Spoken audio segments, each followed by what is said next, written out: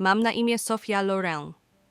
Mam 29 lat, a latem ubiegłego roku w Paryżu dowiedziałam się o najgorszej zdradzie mojego życia z ekranu telefonu. O 03:17 przyszła wiadomość. Sofio, to ty? Powiedz, że to nieprawda.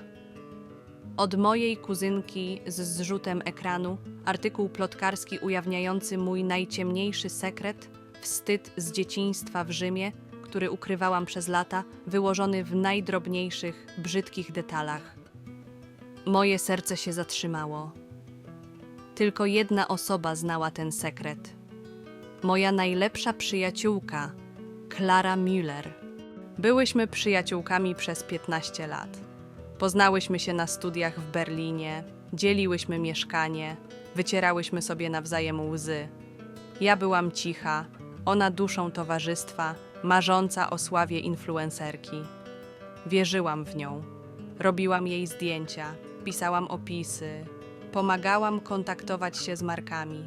Byłam jej bezpłatną asystentką, ale mi to nie przeszkadzało. Była moją siostrą. Do tamtej nocy.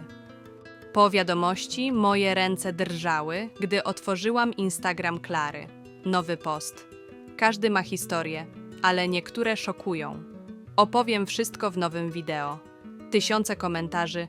Wow, niesamowite. Jaka odważna, gratulacje. Kliknęłam wideo. Klara, ze łzami w oczach na dramatycznym tle, opowiadała moją tajemnicę. Mój ojciec porzucił mnie w wieku 14 lat w Mediolanie. Matka walczyła z alkoholem, moja depresja tamtego lata. Wszystko tam było, ale przekręcone przez jej perspektywę. Próbowałam ją uratować, powiedziała, ale czasem ludzie nie chcą pomocy. Kłamstwa. Wszystko kłamstwa. Rzuciłam telefon na podłogę. Nie mogłam oddychać. 3 lata temu, przy winie i łzach, w przytulnej kawiarni w Wiedniu, opowiedziałam jej ten sekret. Zostanie ze mną na zawsze, obiecała. Teraz był materiałem dla jej 500 000 obserwujących. Dlaczego?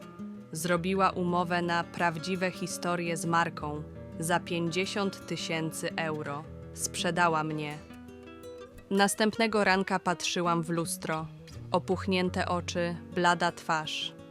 Ale coś we mnie się zmieniło. Złość zamieniła się w zimną determinację. Klara przedstawi mnie jako ofiarę i wspięłaby się po szczeblach sławy, ale jej na to nie pozwolę. Zaczęłam planować w ciszy. Najpierw przeszukałam stare wiadomości. Setki. Jestem ci tak wdzięczna, bez ciebie nie dałabym rady od niej. Zapisałam je. Potem przypomniałam sobie tamtą noc. Noc, gdy opowiedziałam jej mój sekret. Znalazłam nagranie na telefonie.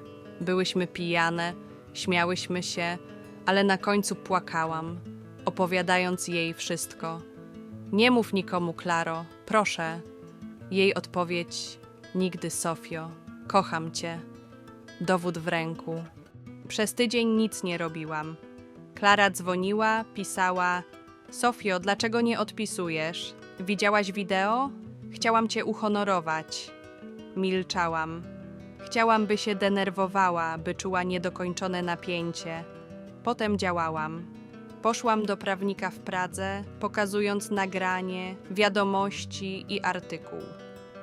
To naruszenie mojej prywatności, powiedziałam. Wygrają, odpowiedział. Ale nie poprzestałam na sądzie. Zniszczę jej świat jej własną bronią, mediami społecznościowymi. Otworzyłam swoje Instagram. Pierwszy post. Czasem najbliżsi zadają cios w plecy, ale dowody nie kłamią. Podzieliłam się nagraniem, rozmywając jej twarz. Podpis. To był mój sekret. Sprzedała go dla sławy. Wybuchło. Obserwujący Klary byli zszokowani. Komentarze szalały. To obrzydliwe. Jesteśmy z tobą, Sofio. Jej konto stało się burzą nienawiści overnight. Następnego dnia wiadomość głosowa od Klary. Sofio, co zrobiłaś? Rujnujesz mi życie. Przepraszam, porozmawiajmy. Za późno. Jej umowa z marką została anulowana. Liczba obserwujących spadała, nie przestawałam.